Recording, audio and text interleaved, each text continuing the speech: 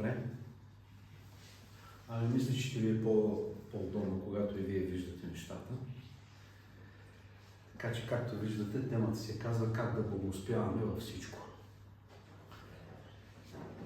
Сега вие знаете така някои неща, които проповядвам от поученията, които сте слушали, но като цяло живота ми с Бога е започнал в 90-та година и имам предвид, не знаете доста неща за живота ми, за пътя ми с Бога, откъде съм тръгнал. Предполагам, че може да сте чували за един от семинарите, който правя за финансова грамотност, предполагам, просто е в 10, може да сте чували за това. Поучение, което започнах да изследвам, просто някакво въведение да направя, за да може да ме познавате повече, като път, през който съм минал с Бога. Както казах, 89-та края повярвах, 90-та приех кръщение със Святия Дух и в това време живеех с майка ми, с сестра ми, баща ми почина, когато бях на 12 години. И поради много проблеми, които имах в живота ми, в душата ми, в взаимоотношенията ми, в финансите, разбира се, имах нужда да изследвам Божието Слово за това какво говори относно практичните области на живота ми. Добре разбрах за спасението, добре разбрах за Божията любов. Привлечеме това да отворя сърцето си за тази любов и тя да ме изцели и да ме подготви за плана, който Бог има за мен. Но как се случват нещата след това? Как позволявам на Бог да работи в различните практични области на ежедневието, както аз го наричам, или живота ти от понеделник до събота? Защото духовният ни живот не е нещо, което се случва в неделя, е нещо, което се случва през цялото време. Затова говорим, че давам ти живота си. Не ти давам един ден от седмицата, давам ти живота си. И живота ни е свързан с всичко това, което правим, с всичко това, което преживяваме, с всичко това, което планираме, виждаме и така нататък. Така че изследвам Божието Слово за много практични неща, които се нуждаех. Едно от тези неща беше финансите, разбира се. Но няма да започвам в тази сфера да говоря. Просто искам да кажа, че в годините виждах различни крайности на поучението в църквата относно Бог, относно Неговата воля. Или се наблягаше на една тема, пък се пренебрегваше друга и предполагам, разбирате за какво говоря. Така че за мен стана важно да разбирам всичко, което Бог казва. Това е едно от нещата, които Исус каза в пустинята, когато беше изкушаван от дявола. Не само с хляб ще живее човек, но с всяко слово, което излиза от Божията уста. Така че е важно да имаме всичко, което Бог казва. Ако нямаме всичко, което Бог казва, е възможно да бъдем измамени от половинчати истини. По същия начин, както дяволът цитира писанието на Исус в пустинята. Но Исус каза, писано е още. Втори път. Писано е още. На Господа твой Бог. Да се покланяш и само на Него да служиш. Така че искам да ви помогна да видите неща, които Бог ме е показал през годините. Това беше целта на това въведение. Да видим Божията пълнота. Да видим част от определени истини, които Бог има за нас във всяка сфера на живота ни. Някой път съм чувал хората да ми казват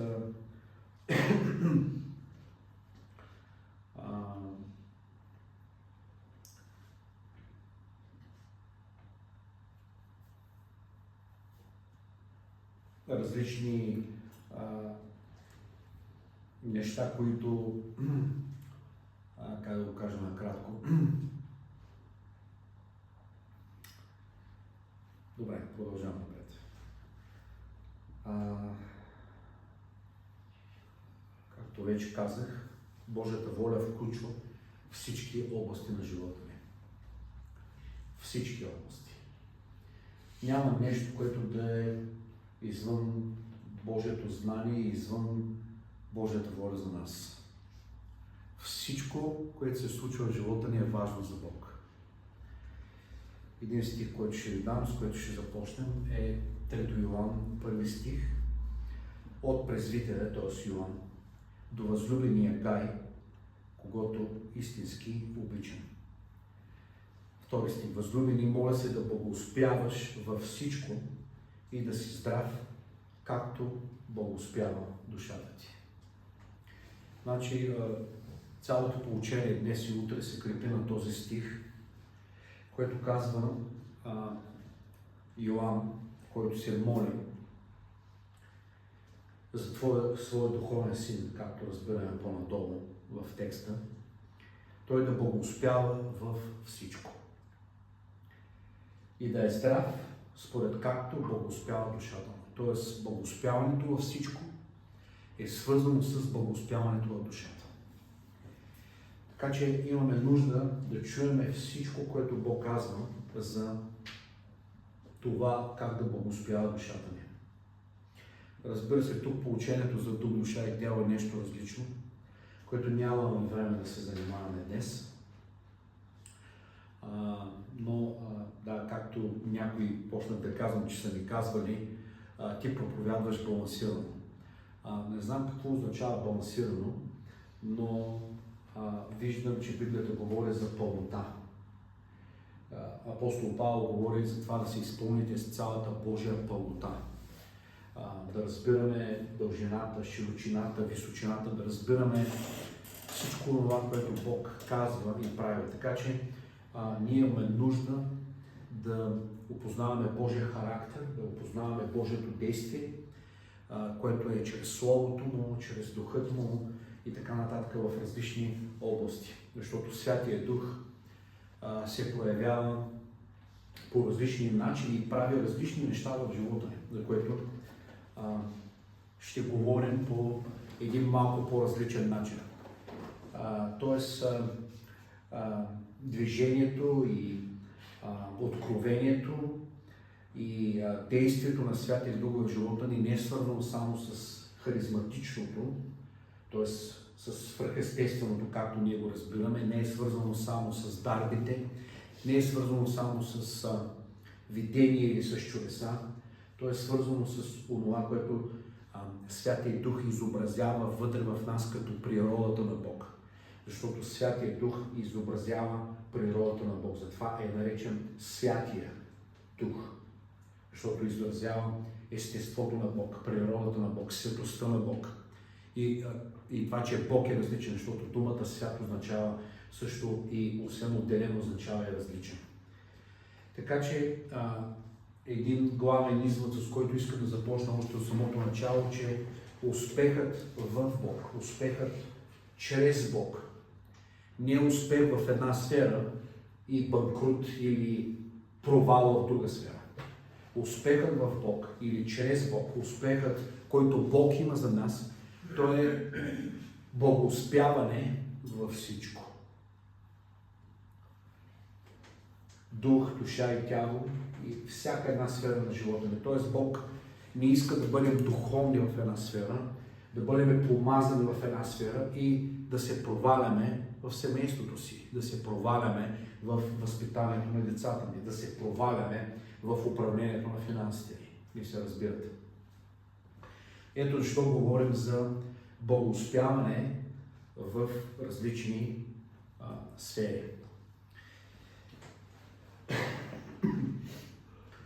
Тук ще продължа с Матей 12 глава, 34 и 35 от православния превод ще чета, има причина за това. Казва, защото от преизпълненото сърце говорят устата и добрият човек от доброто си съкровище на сърцето си изнася. Нашия превод казва изважда добро, а лошият човек от лошото си съкровище изнася лошо. Какво иска да ни каже този стих?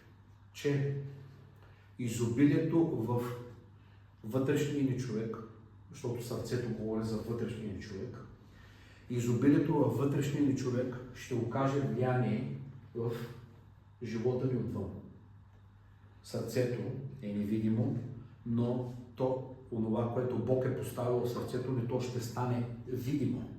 Тук се казва, че добрите неща, които Бог поставя в сърцето ни, те излизат. Те се проявяват. Така че ако имаме снабдяване в една област, тогава би трябвало да имаме изобилие и във всичко останало, което правим. Тук е важно да поставя една важна основа на връзката между духовното и материалното. Не знам в някои от моите поучения дали сте засичали поучения във връзка с това, но една от истините, която църквата е пренебрегнала или по-скоро е объркала относно тази истина и това и е направило слаба, това е разделението на живота на духовен и материален, на духовен и на светски. На духовен, когато вършиш духовно служение, и на плътски, когато вършиш нещо друго, както казах през седмицата от понеделник до събота. Разделението на живота ни по този начин създава този дуализъм или двойствен живот. Тоест, все едно ние започваме да мислим и да казваме и да живеем, че онова, което Бог ни говори тук и поклонението ни тук, няма връзка с живота ни, който се случва отвън. Колко от вас разбирате какво казвам? Добре. Така че тук този стих отново ни показва, че има връзка между сърцето и външното, видимото. Има връзка от това, което се случва вътре в нас и има връзка с начина, по който ние живеем, според онова, което сме приели вътре в себе си. И ето един пример ви давам, библейски.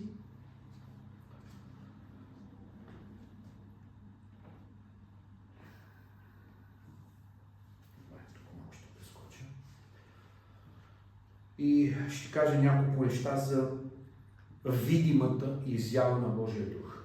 За това ще говорим повече и утре. Видимата изява на Божия дух, защото когато говорим за дух, повечето хора си мислим, че това е нещо невидимо, което няма връзка с физическия свят. Обяснявам. Духът се проявява във видимия физически свят. Духът. Кой дух?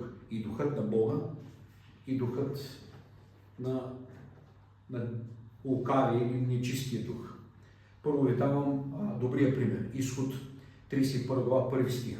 Господ говори на Моисей и му каза: виж, повиках по име Веселил, сина на Урия, от Юдовото племе, и изпълнил го, забележете, с Божия дух, в мъдрост, в разум, в знание и във всякакво изкуство, за да изобретява художествени изделия, да работи злато, сребро, мед, да изсича камъни за влагане и да изрязва дърва за изработване на всякаква работа. Така че виждате Божия дух, който Бог го изпълва, се проявява в видими неща, които този човек прави чрез Божия дух. Тоест Божия дух му дава мъдрост, която не е просто вътрешна, не е просто скрита. Тя върши нещо видимо. Виждате тук в червения текст неща, които са видими. Божият дух е невидим, така да се каже, но е видимо онова, което Той прави в нас или чрез нас. По този начин, както обичам да казвам, невидимия Бог става видим. Как?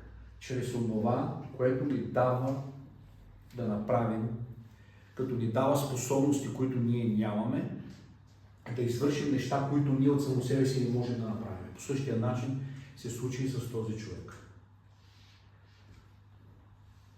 Амин? Амин. Всъщност, другия пример го нямам тук. Той е от Евангелието, където се казва, че Исус отиде при един човек, който живееше в гробищата. Сещате ли си? Сега, историята е дълга, но това е негативният пример на това, което ви говоря тази вечер. Защото нечистото влияние в живота на този човек оказваше видими поражения. И вече ще разберете още по-добре примерно. Първо, той нямаше семейство, нямаше приятели, нямаше работа, нямаше дрехи, нямаше здраве, защото нечистият дух го караше физически той да наранява себе си. Късаше веригите, биеше хората, които се опитваха да го вържат. Така че духовното проявление на нечистата сила оказваше физическо влияние или въздействие в живота на този човек. Ето защо ще говорим за 7 области, в които да се прояви, да се види духовното влияние на Бог или духът на Бог и Неговото Слово, които са невидими, но те могат да се проявят в живота ни. Така, първо днес, да видим докъде ще стигнем. 7 са, днес и утре трябва да ги покрием с Божията помощ. Първото нещо, за което ще говорим, е взаимоотношения с Бог. Взаимоотношенията с Бог са голяма сфера, голямо поучение. Ние общуваме с Бог по различни начини. Опознаваме го всеки един ден по различни начини. И дори и взаимоотношението ни с Бог да е невидимо или скрито, то трябва да окаже видимо влияние в живота ни, видима промяна в живота ни. И вярвам, че това е свидетелство, което всеки един, който е тръгнал в пътя на Бог, всеки един, който е преживял новорождението, трябва да има това свидетелство. Бях и сега съм. Бях по този начин, живях по този начин, върших това, но сега съм различен от това, което бях. Това Библията нарича покаяние. Покаянието е обръщане в различна посока от първоначалния начин, по който живееш. Така че взаимоотношенията ни с Бог утвърждават и затвърждават живота ни на покаянието. Това вече е свързано с освещението. След новорождението Библията говори за освещение, за продължаване на обновяване и промяна на живота ни чрез обновяване на ума ни и взаимоотношения с Бог. Хората не се променят, защото нямат взаимоотношения с Бог. Колкото и да искаме, колкото и да ги молим, колкото и да се молим, колкото и да ги натискаме в кавички, да се променят в определени области, те няма да се променят без взаимоотношения с Бог. Така че това е изключително важно. Първият начин, чрез който ние опознаваме Бог, е чрез Божието Слово. Това е изключително важно, изключително пренебрегвано, изключително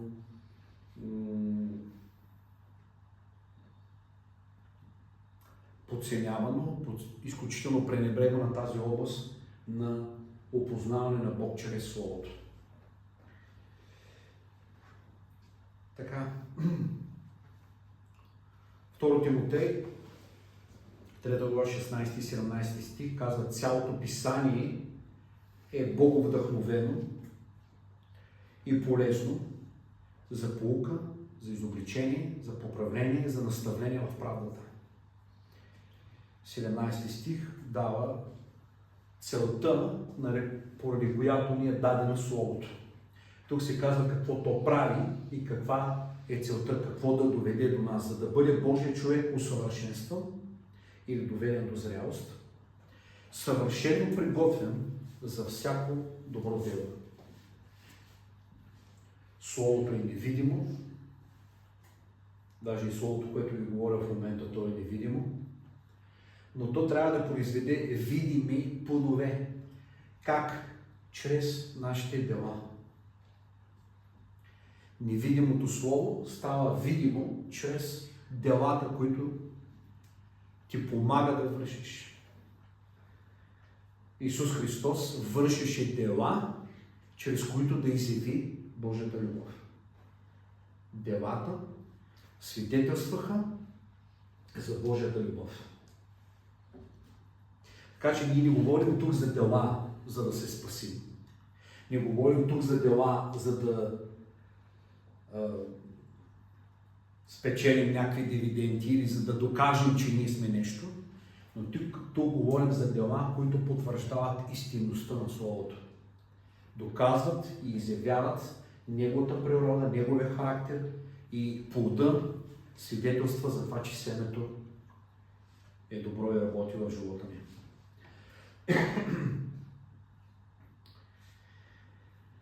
Така, тук е важно да си отговорим на определени въпроси, защо четем Божието Слово, как четем Божието Слово, дали задачата ни да четем Божието Слово е свързана с това само да го чуем, или да опознаем автора на това Слово. Защо Бог ни говори? Какво иска да ни научи с това? Към какви взаимоотношения ни води истината, която Бог ни дава? Ако не желаем да четем Божието Слово и да го изучаваме, тогава може би не желаем да опознаваме Бога. Защото Бог ни се разкрива чрез Словото си. Било писано или изговорено, Бог ни се разкрива чрез Словото си. И сега, понеже аз доста съм пътувал последните поне 30 години, и за съжаление мога да кажа, че с течение на времето и с течение на годините, вярващите като че ли губят глада си и жаждата си за Божието Слово.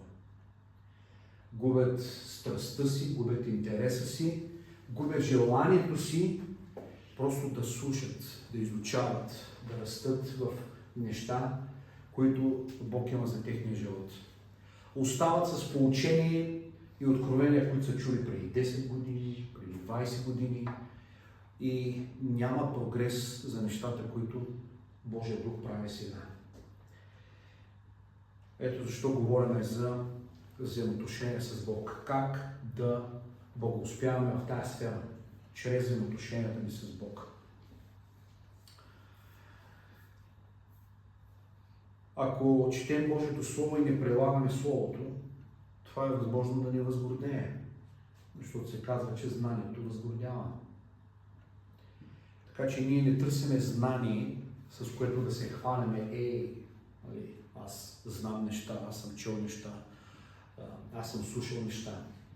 Но ние искаме да прилагаме това, което чуваме. Искаме да прилагаме това, което знаем.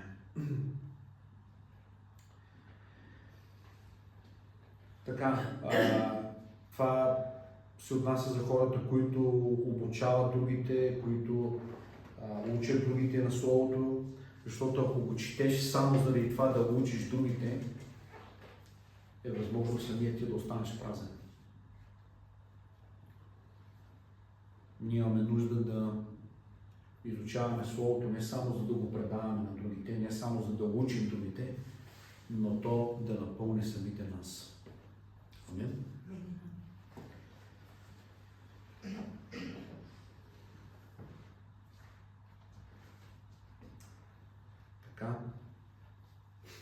Втория начин, чрез който опознаваме Бог, това е чрез общение.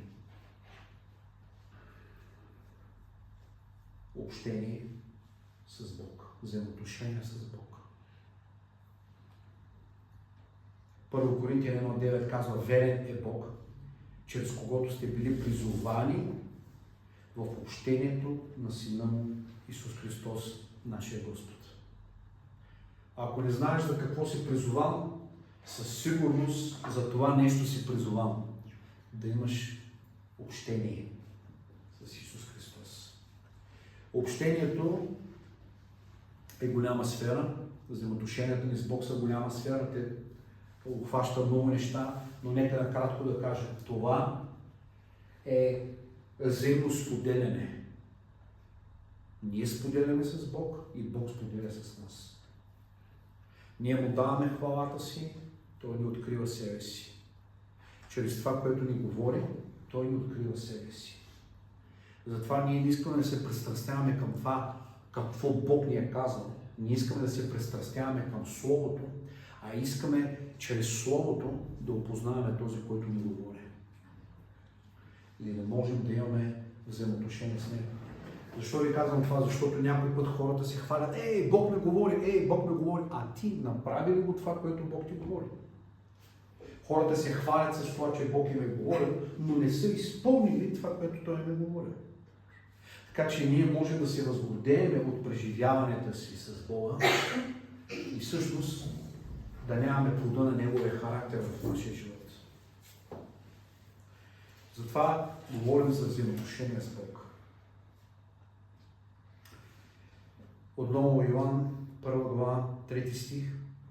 Това, което сме видяли и чули, Него възвестяваме или споделяме заедно с вас, за да имате и вие общение с нас, а пък нашето общение е с Отец и с Неговия Син Исус Христос.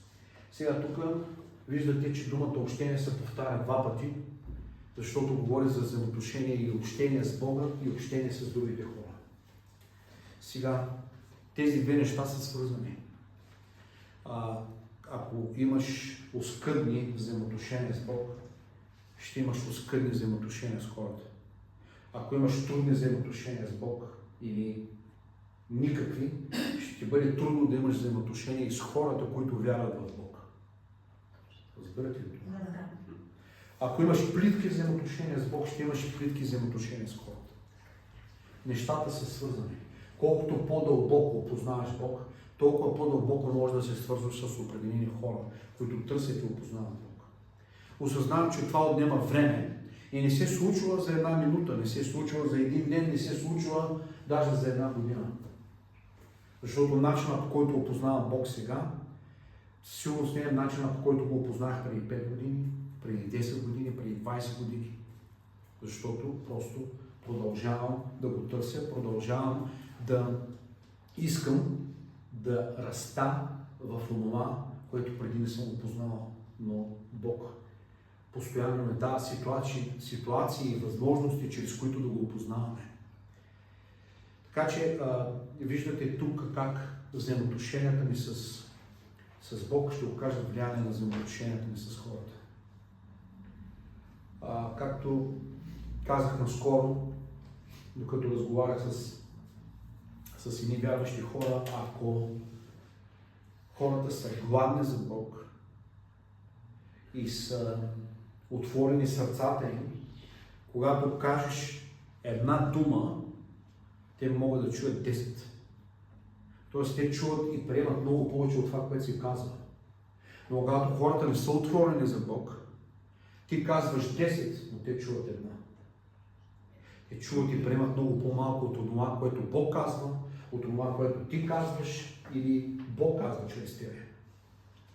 Ето защо е важно постоянно да разширяваме капацитета си на това да приемем от Бог днес. Взаимоотношенията с Бог са пътуване. Те не са дестинация, те не са спирка. Стигнах, прочетах Библията, прочетах еди колко си книги, имаме еди колко си училища. Взаимоотношенията с Бог не са дестинация. Те са път, те са пътуване, което никога не трябва да свършва, докато си на тая земя. Амин. Така че продължавай в своето пътуване с Бог. Без значение до къде си стигнал, без значение колко си изостанал, колко си напреднал, Бог винаги има повече. Защото в Него винаги има повече. Амин. Амин. Така, тук давам някои практични насоки, може да ви изглеждат елементарни, но аз обичам нещата да бъдат семпли, да бъдат простички и да бъдат приложими. Когато говорим за общение, ние не говорим за искане. Ние не говорим за молитва, която е насочена към това да искаш нещо от Бога. Молбата и снабдяването на определени наши нужди е част от взаимоотношенията ни или от общението ни с Бога, но това не е всичко. Пак ще го кажа.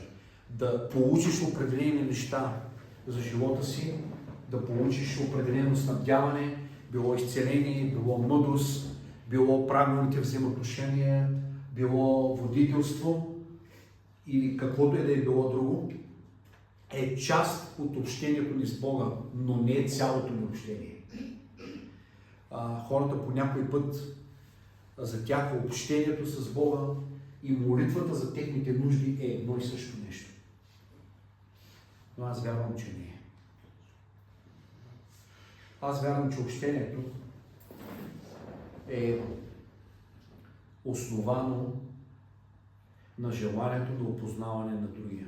В същия начин, както и в брака, предполагам, че повечето хора сте семейни, някой им предстои, но целта на общението не е да получиш нещо. Поне библейското разбиране за общение е споделяне на това, което имаш. Думата означава за общение споделяне на това, което имаш. Така че когато Бог иска да общува с нас, Той иска да споделя онова, което е Той. Онова, което има, иска да го споделя с нас. Библейските разбиране за божествени взаимоотношения в брака са по същия начин. Да опознаеш другия и да споделиш своят опит, своето време, своите способности, своето сърце, да го споделиш с другия. Така че общението е с цел взаимоотношения, опознаване. Общението не е за някакви цели или служения.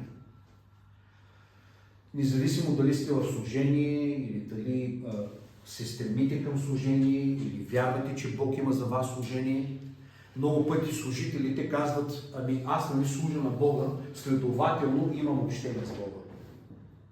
За тях служението е равно на взаимоотношение с Бога, което е голяма грешка. Служението и взаимоотношението са две различни неща. И служение без взаимоотношение усъкътява, няма свежест,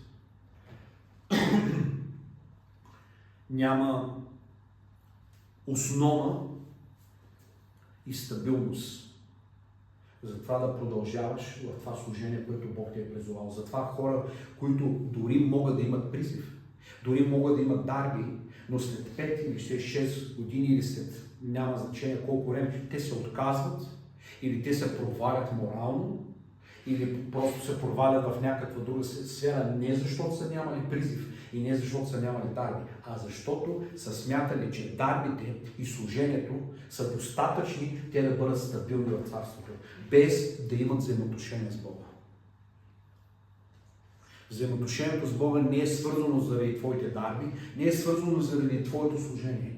Не е свързано с това Боже употребиме, не е свързано с това Боже използваме, не е свързано с това Боже какво желаеш да правиш чрез мене, но Боже какво искаш да се случва между мене и Тебе. Нещо ясно? Да, Така, това вече го казах, изпреварих се, така или иначе. В общението фокуса е върху другата личност. В общението фокуса не е върху тебе. Защото когато ние молим Бог за нашите нужди, фокусът е върху нас. Имам нужда от това, нуждая се от това, имам нужда от работа, имам нужда от съпруг, имам нужда от съпруга, имам нужда от деца, имам нужда от кола, имам нужда от жилище. Нали? Фокусът е върху нас. Обаче при общението фокусът фокуса е върху Него. Амин. И това вече даже го казах. В общението имаш желание да споделяш с другия. Ти споделяш не само времето си, не само хвалението си, не само сърцето си, ти му споделяш и болката си. Ти му споделяш и трудностите, през които преминаваш. Давид нямаше проблеми да прави това. Някой път ние смятаме, че това е неверие и ние смятаме, че това е изповядване на негативни неща и нали, далеч от нас, анатема, нали, да изповядваме негативни неща, нали, това не е библейско, нали, трябва да говорим правилни неща. Да, трябва да говорим пред хората правилни неща, трябва да говорим за хората правилни неща, но не трябва да се оплакваме пред хората, както и моята съпруга обича да казва, по-добре се оплакваш на Бога, отколкото да се оплакваш на хората или пред хората. Защото Давид това нещо правеше, вижте в Псалмите. И той казваше, този ми нападна, този ми предаде, този говори зад гърба ми, този това, този това. Нали? Той дава болката си на Бога. Защото ако не даде болката си на Бога, тая болка ще го убие. Тя ще го смачка. Мисля, че ме разбрахте. Така, взаимоотношенията ми с Бога се случват и чрез покорство.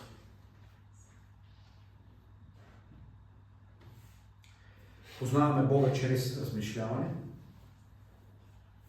Псалм 1 със сигурност го знаете. Блажен е човек, който не ходи по съвета на безбожните, нито стои в пътя на грешните, нито седи на седалището на пресмивачите, а насладата му е в закона на Господа и в неговия закон размишлява ден и нощ. Някой преводи казва, се получава ден и нощ. Аз харесвам и двата начина, защото тук става въпрос за наслада. Тук не става въпрос за слушане просто. Тук става въпрос, че той се наслаждава в това да размишлява и да е получаван от Божието Слово. Само си представете нещо приятно, което обичате да правите, или вкусна храна, която обичате да се наслаждавате и просто колко ви е, нали, както казват младежите, готино, нали, колко ви е хубаво и вие се наслаждавате на тая храна или да се разхождате из планината, както аз обичам да се разхождам из планината. Нямахме много възможност заради дъжда, но тук става въпрос за наслада, за дълбоко желание, за наслаждаване. Не, днеска прочетах 2 глави от Библията, нали? Прочетах с тикчили. Да, червена точка, Господ ми слага червена точка, нали? Бог ще ме обича, днеска прочетах 2 глави от Библията. Нали? Вижте, да четем от Библията, ние ни помагаме на Бог, това помага на нас. Това е полезно за нас. И вярвам, че ключовото нещо е да се наслаждаваш на това, което правиш.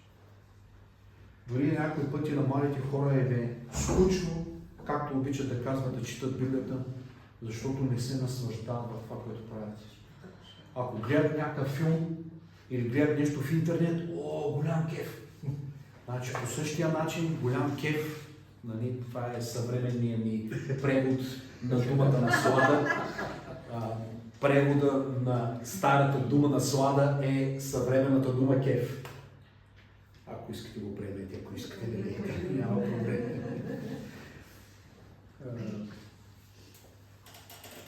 Така че човек се стреми към това, което наистина се наслаждава да прави. Така. Има обещания тук, че той ще бъде като дърво посадено при потоци води, което дава плода си на времето и чието лист не повярва, или забележете отново, всичко, което върши, ще преуспява. Взаимоотношения с Бога, взаимоотношения чрез Неговото Слово, които водят до видим резултат във всичко. Във всичко. Не аз просто четах Библията. Не просто аз отивах на църква. Не аз просто слушах едно поучение. Това трябва да води до благоуспяване. Сега има хора, които не харесват думата просперитет, защото тя е станала нарицателно на нещо лошо, на нещо негативно, заради хора, които са вземали една истина и са се копчили само в нея и заради тази истина не могат да видят всички останали истини. Но Библията говори за думата преуспяване и благоуспяване, както виждате. Аз затова обичам да използвам библейските думи на благоуспяване. Амин. Така, Новия завет, съвременния превод на Яков 1.25 ни казва: този, който внимателно изучава Божия съвършен закон, носещ свобода и стои твърд в него, който не е само слушател, бързо забравяш думите му, но и активен изпълнител, вижте, ще бъде благословен, когато го спазва.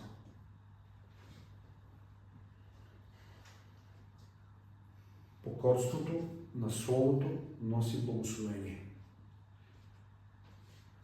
Не знам дали ви изглежда това като закон, но на мен ми изглежда като обещание. Ама ти проповядваш закон. Не, ето, това е Новия завет. Това не ми звучи като закон, това ми звучи като обещание. Амин. Един ключов стих, който имаме Исус Навиев 1.8, който казва тая книга на закона, учени и младежите в нашата църква. Знаете ли продължението? Да не се отдалечава от устата ми, да размишляваш върху нея ден и нощем, за да постъпваш. Значи трябва да бъде в ума ти, трябва да бъде в устата ти и трябва да бъде в ръцете ти. Не е само да го говориш, не е само да го размишляваш, не е само да го мислиш, но това, което говориш и това, което мислиш, трябва да окаже влияние върху делата ти, върху действията ти. Затова казва, каквото говориш, каквото мислиш, за да постъпваш според него, да живееш според него. После какво се случва? Тогава ще напредваш в пътя си и тогава ще имаш добър успех. Така че ето отново имаме тук обещание за благословение чрез Божието Слово. Амин. Така, ние опознаваме Бог чрез опитности. Е последната точка, която ще говоря на връзка с взаимоотношенията ни с Бога. Опитности.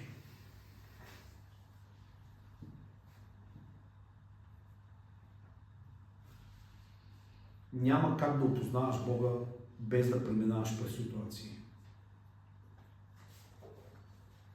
Няма как да го опознаваме истински само на книга. Няма как да го опознаваме истински само на теория. Ние го опознаваме от опит. Чрез опитности с Него. Опитности да чуваме Неговия глас. Опитност на това да ходим в покорство на Неговия глас. Опитност в това да служим на другите хора.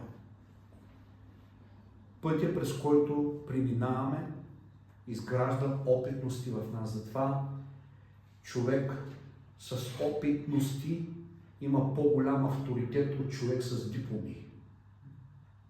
Не съм против дипломите. Аз съм завършил 3 библейски училища, едно библейско училище и 2 института. Не съм против образованието. Но тук говорим за опитност, т.е. неща, които в живота ти си ги опитал, си ги пробвал, си ги вършил, които изграждат стабилност и дават авторитет и власт в живота ти, защото ти самия си преминал през тези неща. Затова хора, които са преминали през определени кризи, през определени изкушения или които примерно са били наркомани, те могат много успешно да служат на такива хора, когато са били освободени. Когато имаш опитности в областта, в служението с хора, или когато имаш опитности в определена работа или в определен бизнес, това ти дава власт и авторитет. за да можеш да учиш други. Твоите опитности, през които си преминал, и забележи, Бог не те е прекарал през определени опитности на празно.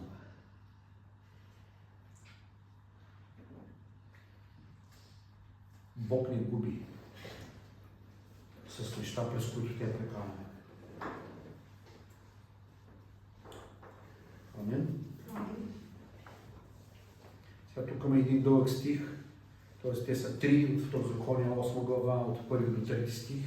Може да си запишете, няма да ги чета, ако се водите записки днес. Може би утре ще се водите повече.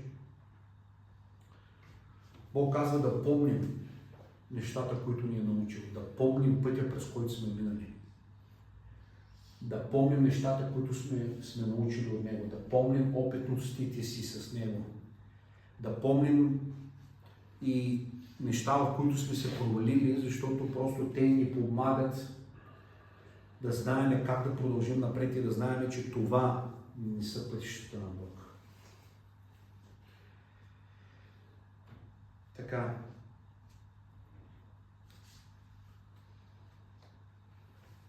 Всъщност има още една точка. Опознаваме Бог чрез Божиите хора.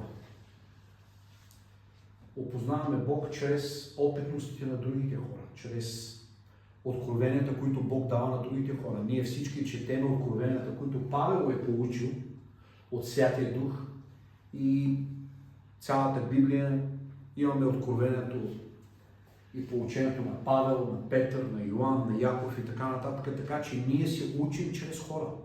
Да, Святия Дух говори чрез тях, но ние се учим чрез хора. Ние се учим чрез взаимоотношенията ни в почитане с хора. Затова обичам да казвам, че когато имаш почит към хората, от които се учиш, ти строиш мост на доверие и на взаимоотношение, чрез който или през който мост, онова, което Бог е сложил в човека, който те учи, започва да тече в живота ти. Активно. Почита изгражда мост. Ако аз почитам Кости и той говори нещо важно, нещо ценно от Бога, моята почит към него ще направи аз да мога да приема това, което Бог слага в живота му, да дойде в моя живот и да благослови мен. Така че почита ми към него не просто благославя него, тя благославя мен. Надявам се, не ви звучи егоистично, но това е обещание, че чрез почит ти приемаш ресурси, които Бог слага в другия човек. За съжаление мога да кажа, че това е малко практикувана истина в тялото Христово в България. Затова хората могат да слушат поучения от един човек 20 години и нищо да не са приели от него, защото нямат почит в сърцата си към него. И това е друга тема за почита, имам друг семинар за почита. Но сега просто излезе това. Така че Бог ни учи чрез неговите хора. Да, тук имам дълъг пасаж от 4 царе 17 глава. Това е една много значима и ценна глава, 17. Но тук Бог на няколко пъти казва, че Той е ме пращал пророци, чрез които да ги учи. Казва, вие не повярвахте на Господа. Бог не казва, вие не повярвахте на пророците, които говорят в Неговото име. Той казва, вие не повярвахте на Господа. Защото пророците носят Словото на Бога. И отхвърляйки пророците, те отхвърлят Словото на Бога. Или това, което Бог иска да ги научи. Ако искате новозаветен стих във връзка с това, което ви казах за почита, ние сме го написали, между другото, Коста и Деси го видяха, когато ни гостуваха преди 3 седмици, беше 4, не спомням. Да, минавам бързо времето.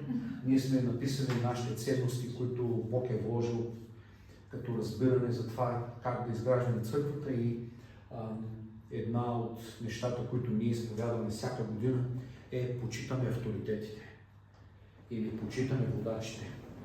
Защото, пак казвам, липсата на почет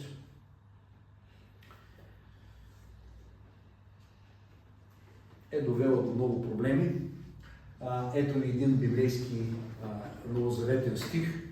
Затова казва: помнете онези, които ви ръководят и които са ви говорили Божието Слово, и поддържавайте на вярата им, като гледате следствията от техния начин на живота, т.е. като гледате плодовете на това, какво Божието Слово е направило в техния живот. Не само слушайте поучението, не само бъдете впечатлени от дарбите, но вижте какви плодове са донесли взаимоотношенията им с Бога. И тук ще го свържа сега, защото този стих твърде често се изважда от извън контекста и се цитира само той, но искам да ви го покажа в контекста на това да почиташ онези, които говорят Божието Слово, защото Исус Христос е същия вчера, днес и завинаги. Нали, това е изучаване на Библията в връзка с стиховете, които са казани преди това. Тоест, подражавайте на вярата им. Подражавайте начина на живот, на посвещение, което те живеят. Подражавайте на това как те са гладни за Бога. Подражавайте на това как те са гладни за Словото. Подражавайте на това как те търсят Бог в молитва. Подражавайте на вярата им, как те се доверяват за децата си, как те се доверяват за финансите си и така нататък. Защо? Защото Исус Христос е същия начин, по който Той работи в техния живот, ще работи и във вашия живот. Сега този стих вярвам, че придобива по-голям смисъл за вас. Нали, че това не е просто едно, нали, Исус Христос е вчера, днес и завинаги същия. Да, така е. Но какво е връзката това? Практическата връзка за това, за нас, че Той не се променя и Той работи в определени хора, които ние следваме като водачи. Така че онова, което Той е правил в техния живот, Той може да го направи в нашия. Амин. Много време.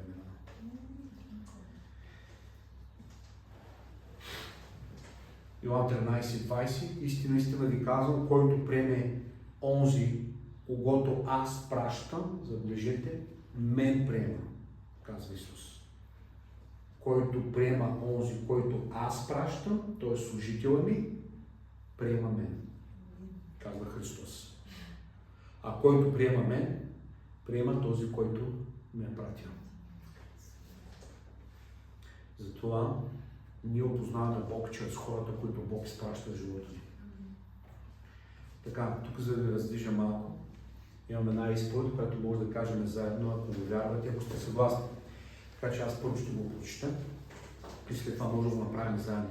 За мен е много важно да познавам Бог. За да познавам Бог, трябва да го търся. Аз опознавам Бог чрез Словото му, опознавам Бог чрез общение с Него, опознавам Бог чрез покорство и опитност.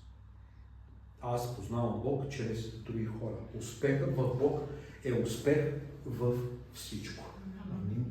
Ако ви харесва това, може да го кажем заедно. За мен е много важно да познавам Бог. За да го познавам, трябва да го търся. Аз опознавам Бог чрез Словото му. Аз познавам Бог чрез Словото му. Аз познавам Бог чрез общение с Него.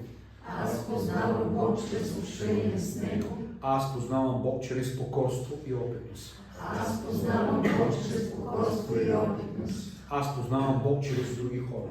Аз познавам Бог чрез други хора. Успехът в Бог Успехът в Бог е успех във всичко.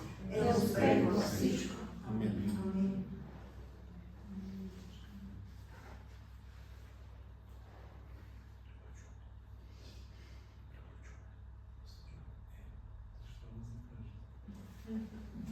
Ти си отговорил.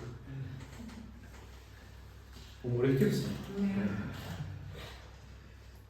Добре, може да вземем още една точка. Да благословяваме в цялата ни личност, дух, душа и тяло. Първо започваме с изобилен живот в нашия дух, където взаимоотношенията ни с Бога, за които говорихме, и изучаването на Божието Слово са свързани с това да можем да приемаме изобилието щедростта, да приемаме милостта, верността на Бога вътре в нас. Така че това са начините, чрез които ние започваме да живеем изобилен живот. Пребъдване в Словото, за което говорихме, пребъдване в молитвата, изпълване със Святия Дух. Това е едно поучение, което последната, може би, година Бог ни даде за действието и служението на Святия Дух в съвременната църква, защото съвременната църква знае, дори харизматичните църкви знаят за кръщението със Святия Дух, но не знаят какво се случва след кръщението със Святия Дух. Затова това е едно от нещата, които започнах да пиша сега във втората ми книга. Какво се случва след като получа Святия Дух. Защото хората казват, аз преди 20 години получих Святия Дух, аз преди 30 години получих Святия Дух. И какво се случи в живота ти след това? След като го получи. Защото изпълнението със Святия Дух не е моментно преживяване. Не е нещо, което се случва веднъж в живота ни. Ефесяни 5:18 Павел казва, продължавайте да се изпълвате с Духа. Продължавайте. И той говори на църквата в Ефес, които са кръстени със Святия Дух, но той им казва, продължавайте да се изпълвате със Святия Дух. Така че това не е еднократно действие, това не е еднократно преживяване, в което ние проговаряме езици и това е всичко и край. Не, това е само началото. Амен. Така, друго нещо, което води до изобилен живот в нашия дух е поучения, които ни разширяват. Както обичам да казвам, поучения, които ни изваждат от зоната ни на комфорт, които разширяват разбиранията ни и ни правят да бъдем ефективни в области, в които нямаме откровение или нямаме знание. Сега има хора, които Бог ги помазва в тялото Христово за различни теми. Не всички са, според мен, макар че, за съжаление, някои се опитват да бъдат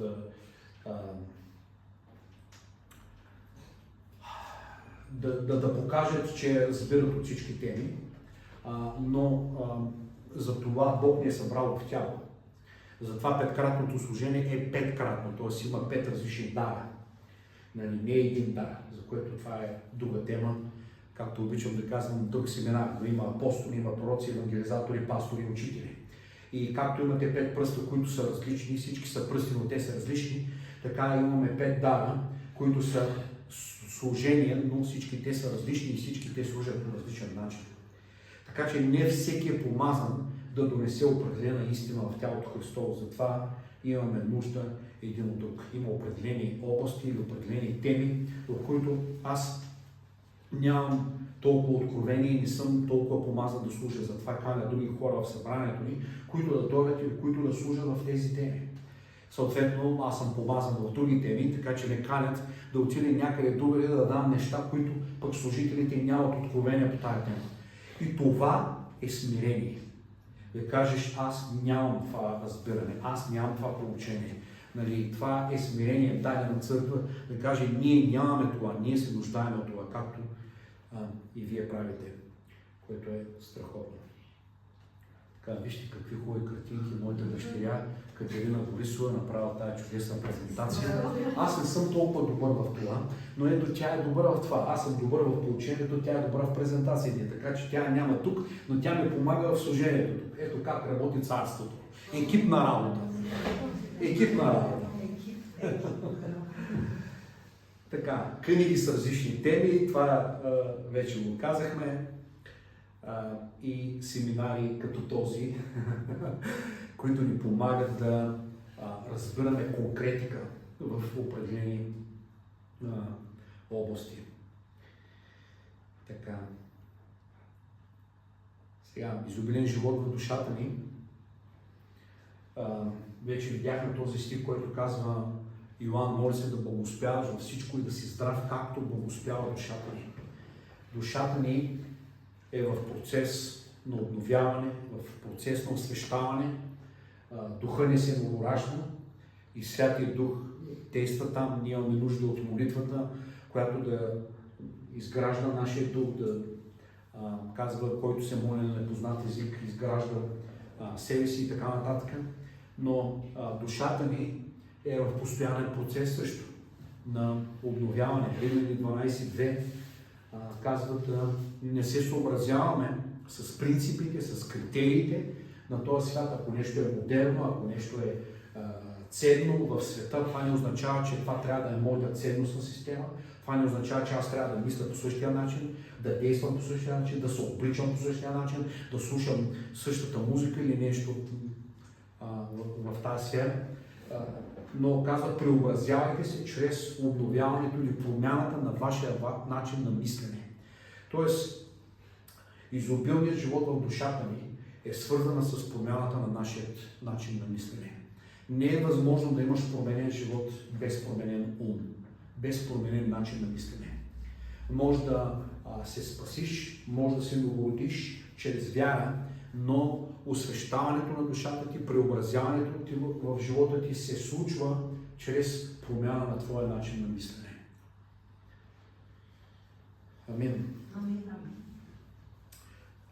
Изобилният живот в душата ни е свързан с начина, по който говорим. Дали говорим живот или говорим смърт.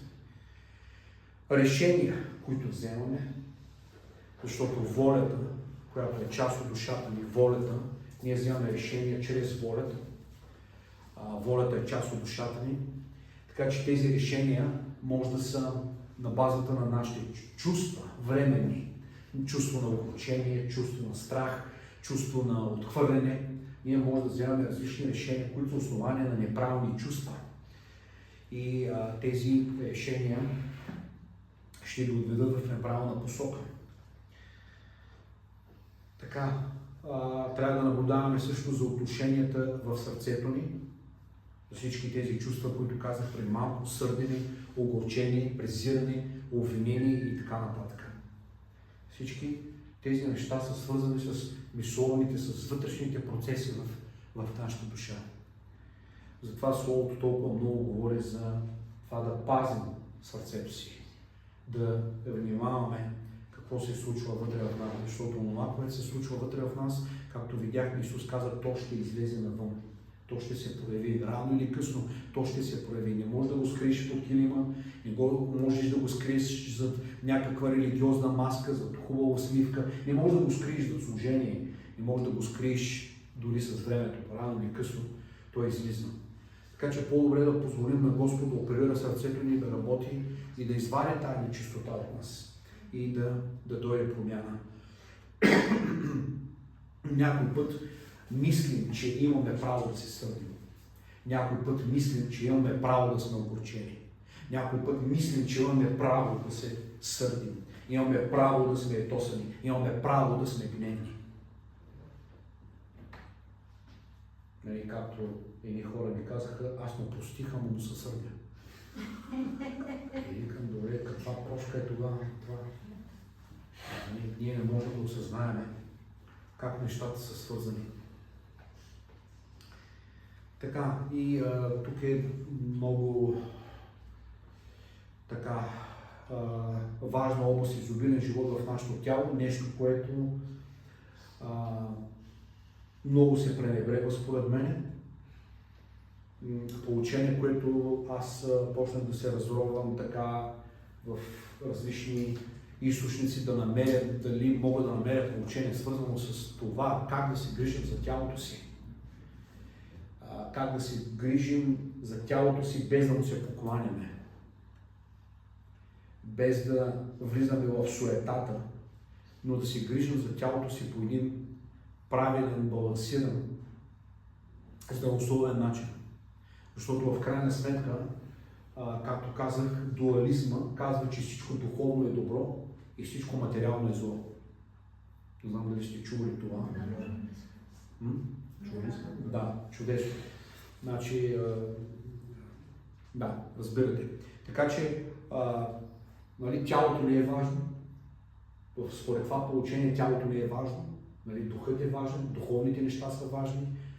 Спасението е важно, защото е за духа, защото е за душата. Изцелението не е толкова важно, защото то е за тялото. И толкова не беше важно, Исус нямаше да изцелява хората физически. Толкова не беше важно, ще да отиде при ония човек, който беше парализиран и да му каже само прощавате се греховете. И да каже, брат, духовното е по-важно. Важното е да се спасем. Бъди доволен на духовното. Духовното е най-важното. Как? Много година си казах, че изненяваш. Превод. Ще издържиш. Аха. Като дойде.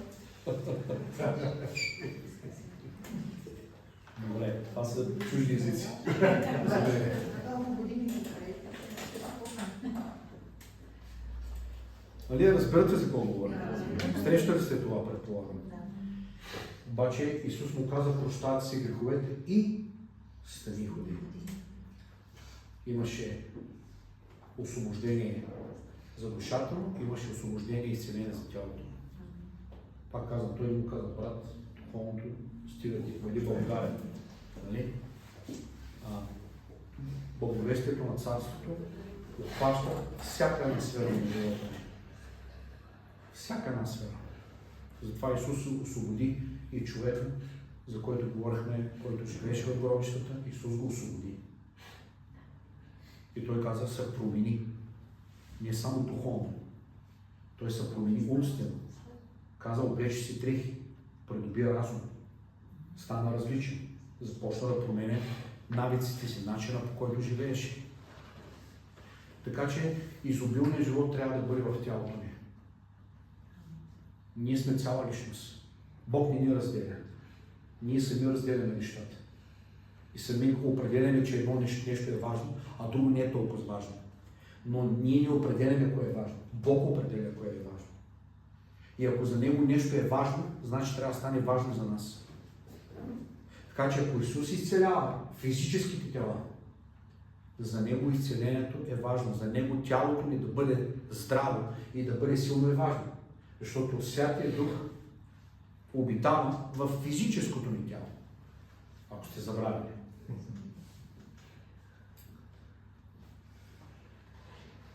Амин?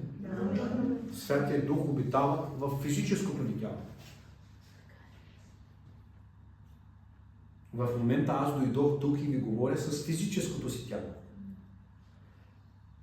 Виждам ви с физическите си очи и ви говоря с физическата си уста. Сменям презентацията с физическите си ръце.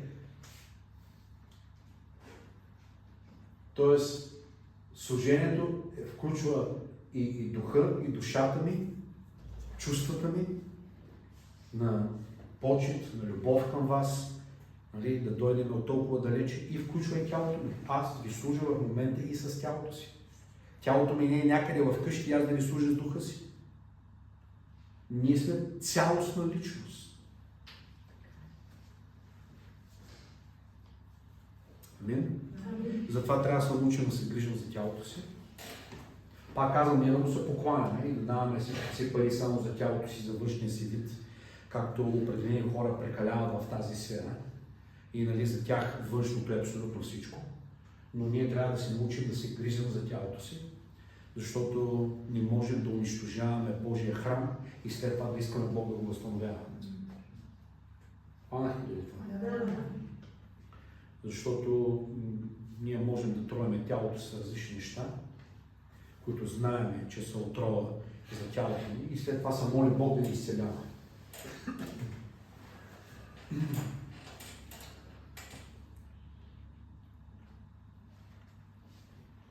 Поведението ни, както казах преди малко, и навиците ни са свързани с тялото ни. И ние вършим делата на светлината, отново казвам, чрез физическото ни тяло. Тук се свирише на физическо пиано, нали? Тук се използва физически лаптоп, за да може да виждаме песните, да имаме хваление към Бог. Има толкова много неща, които ние вършим с физическото си тяло. И това прославя Бог.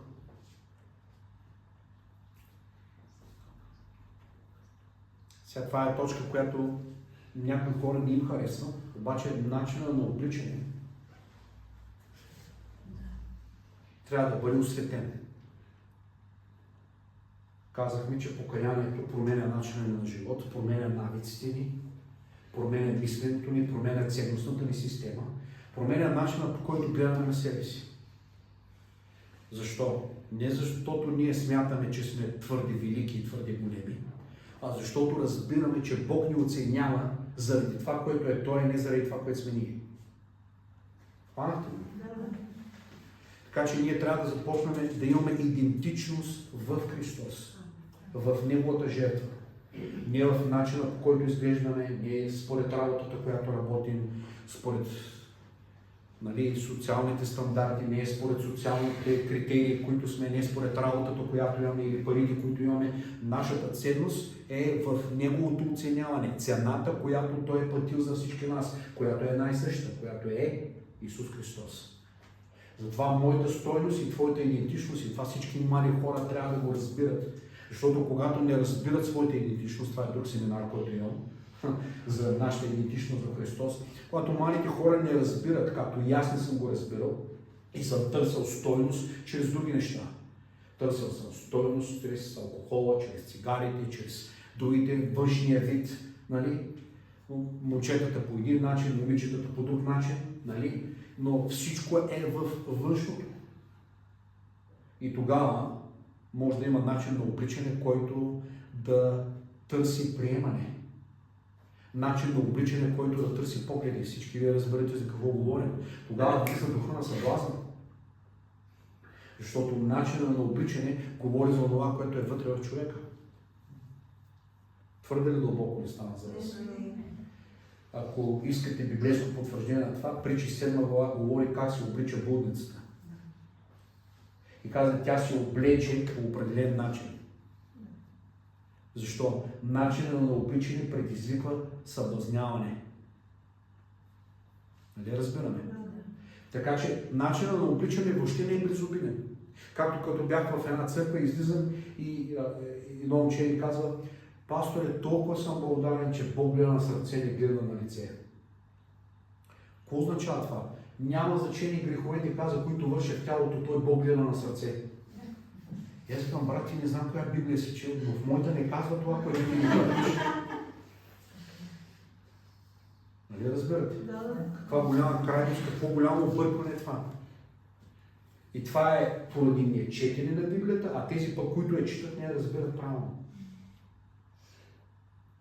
Защото ние повечето от греховете, които вършим, лъжа, кражба, хулене, ние ги извършваме с физическото ни тяло. Ние хулим с физическата си уста, ние роптаем с устата си, ние крадем с ръцете си. Означава ли това? Няма значение, че съм откраднал това нещо. Нали? Бог гледа на сърцето ми. Нали? Аз си го вземам. Нали? Няма логика. Така че начинът на обличане трябва да бъде осветен. Той трябва да бъде променен.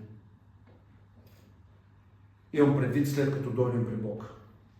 И това е изключително важно, защото ние проявяваме Христос дух, душа и тяло. Във всяко едно отношение. Нещо имаше за ума и за дрехите, как беше? По дрехите посрещане, по ума изпращане. Значи първото впечатление е наистина за външния вид. И някой път ние имаме двойни стандарти. И аз виждам определени хора в църквите, които имат двойни стандарти по отношение на облеклото. Ще ви кажа защо. Ако имат някакво тържество и са поканени на някаква сватба, те ще си купят за стотици левове дрехи, за да могат да се покажат там, че са, нали? Обаче, ако става въпрос нещо, което се прави в църквата, те идват с анцука. Окей, ако анцука е единствените дрехи, които имаш, ела, няма да те изгонят за това, че са с анцука. Обаче, почита, нали? Защо се обличаме добре, когато отиваме на сватба? Защото искаме да покажем почит към другите. Може да бъде поради две причини. Да се покажем, че ние сме голямата работа и ние имаме много пари. Или просто да покажем почит към хората, които са там. Загубих ви. Замислихме се, кой искахме се. Затова в разлог има два анцука. Един за ежедневието и един за сватба. Аз се река, че ще кажеш, има и за църква. Това, което ви казвате, има официален анцук вече, който е за сватба. Точно така. Понеже те имат само анцук. Аз съм назад. От Северна България ние сме назад. Вие Южна България сте по-напред. Трябва да обменим опит, както да са апгрейдвани, че вече има анцузи за сватба. Сега, аз ходя с анцука в фитнес залата, защото просто това е нещо, което изисква средата. Нали? Там не отивам с риза, да тренирам с риза, отивам с спортно облекло, защото просто ситуацията изисква този начин на обличане. Нали? Вие разберете това. Така че продължаваме напред. Ето ви този стих, който казах. Посрещна го жена, облечена като блудница и с хитро сърце. Сега вие разберете какво означава новата блудница на съвременен език. Нали? Има хора, които виждаме по магистралите, не знам дали сте ги виждали, но те са облечени по определен начин. Те са облечени по определен оскъден начин, за да могат да привличат погледи и да хванат жертви. Така, начинът на хранене, движението, което трябва да имаме, за да помагаме, отново казвам, на физическото ни тяло да бъде добре, да се чувства добре. Аз бях пренебрегнал от тази област от живота ми доста дълго време, докато Бог не ме стреса с нещо, което ми каза, когато приключи физическото ти тяло, приключва служението ти. Когато приключи физическото ти тяло, когато умре тялото ти, приключва служението ти. Няма значение за колко неща си помазан да направиш, няма значение какво видение имаш, когато тялото ти умре, приключва всичко. И с това е кратката версия на това, което Бог ми показва, че трябва да започна да се грижа за физическото си тяло. Да започна да пия повече вода, да започна да ограничавам определени храни, които си ги обичам, да започна да слагам повече движение в живота ми, да започна да ходя на фитнес, да започна всяка сутрин да ходя в парка, да променя начина, по който се грижа за тялото си. И това е изключително важно. Мисля, че го разберете. Така, почивката. Почивката ни е важна. Вие живеете в почивно място. До тук почивка няма. Но вие живеете на почивно място, където работите. Вие трябва да отидете на почивка на друго място. И в крайна сметка ние имаме нужда от това. Аз дълги години се чувствах виновен за това, че ходя на почивка, защото смятах, че нищо духовно не върша, като ходя на почивка. Но всъщност изтощаването в физическата и психическата сфера води до изтощаване в служението. Колкото повече изтощаване, вие го знаете и с вашата работа, каквато и да е тя. Независимо дали е умствена или физическа, когато си изтощен, ти на другия ден си капнал, ти си изтощен една седмица, 2 седмици, 3 седмици, обаче вече батерията отива на червено и ти нямаш сила, ти нямаш творческо мислене повече. Ти правиш нещата по инерция, но просто не влагаш творческа мисъл от това. И служението може да стане рутинно, работата ти може да стане рутинна, взаимоотношенията вкъщи може да станат рутинни, нали, просто да формални, както ние ги наричаме. Просто има някаква форма, ама няма никакво съдържание. Поклонението ти може да стане формално. Без огън, без страх за Бога. И затова почивката Бог е сложи в разписанието ни за всяка седмица. И аз дълги години, и съпругата ми много ме е говорила за това, много ме е изобличала за това, нали, да си давам повече почивка, но Бог го сложи във всяка една седмица. 6 дни да работиш, 7 дни да си почиваш. Бог го сложи в програмата на Израел, Бог го сложи в програмата на мамната, даже 40 години, която събираха. И Бог ги благославяше 6-тия ден за 2 дена напред. След това Бог го сложи на всяка 7 година, отново да им припомня това. Всяка седмица, 7 ден, всяка 7 година не трябваше да сеят и Бог ги снабдяваше за 3 години напред. Нали сте чели това? Така че трябва да започнем да вярваме. Това е свързано с финансите, но всичко, което е в живота ни, е важно за Бог. Нали? Това е темата ни днес. Така че Бог може да ни снабдява за време напред или просто да си имаме своята почивка.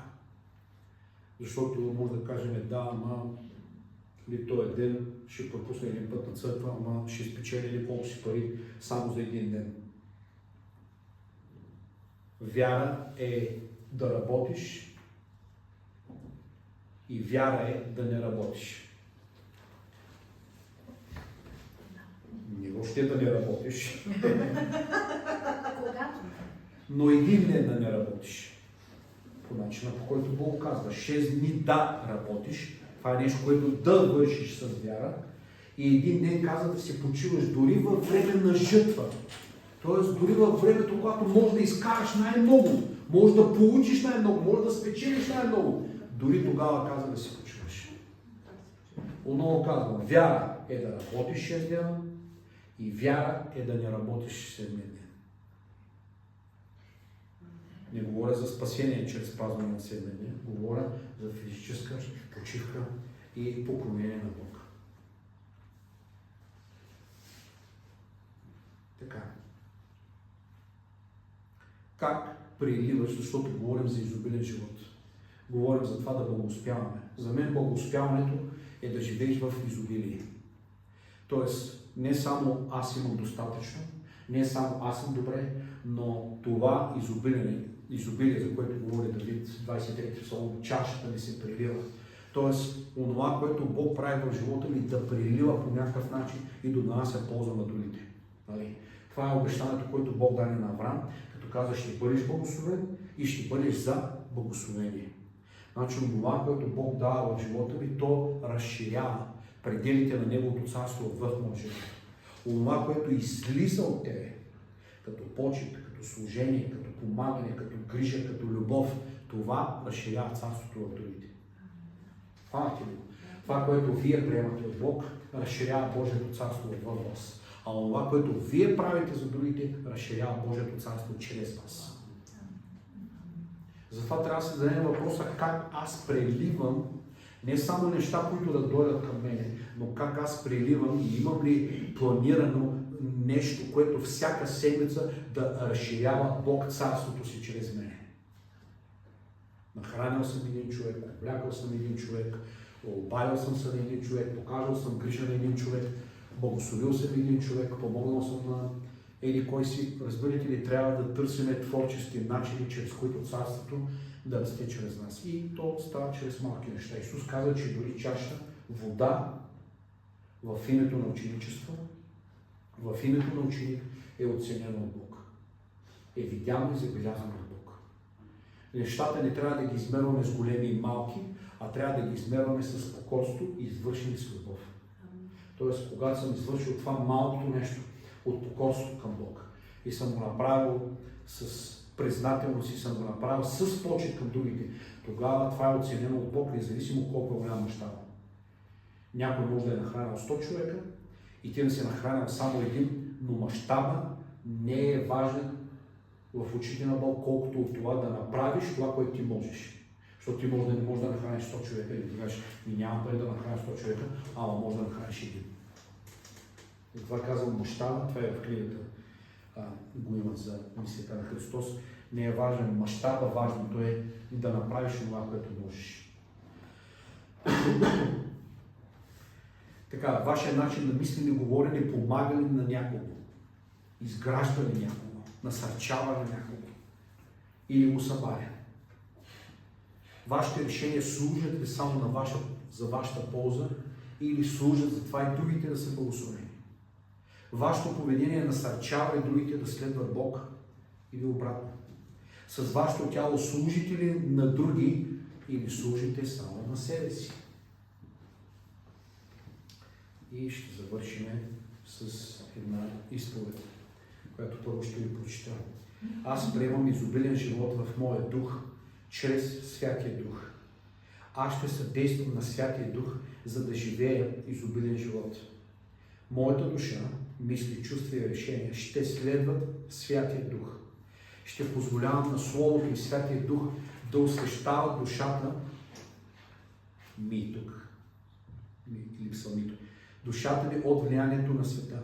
Моето тяло е създадено от Бога и е ценно. Аз ще се грижа добре за Божията собственост, което е твоето тяло. Няма да повреждам и да злоупотребявам с тялото си. Ще прославям и служа на Бог с тялото си. Успехът в Бог или за Бог, в очите на Бог е успех във всичко. Амин. Ако желаете, можем да кажем това нещо заедно. Искате, може да се справим.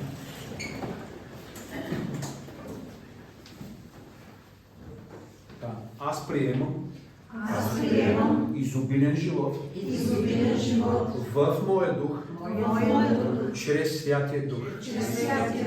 Аз ще съдействам на Святия Дух да живее изобилен живот. Моята душа мисли, чувства и решения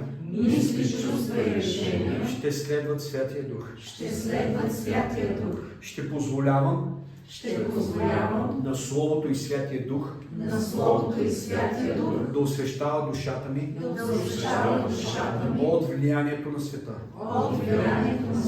Моето тяло е създадено от Бог и е ценно. Аз ще се грижа добре за Божията собственост. Няма да повреждам и злоупотребявам с тялото си. Ще прославям и ще служа на Бог с тялото си. Успехът в Бог е успех във всичко.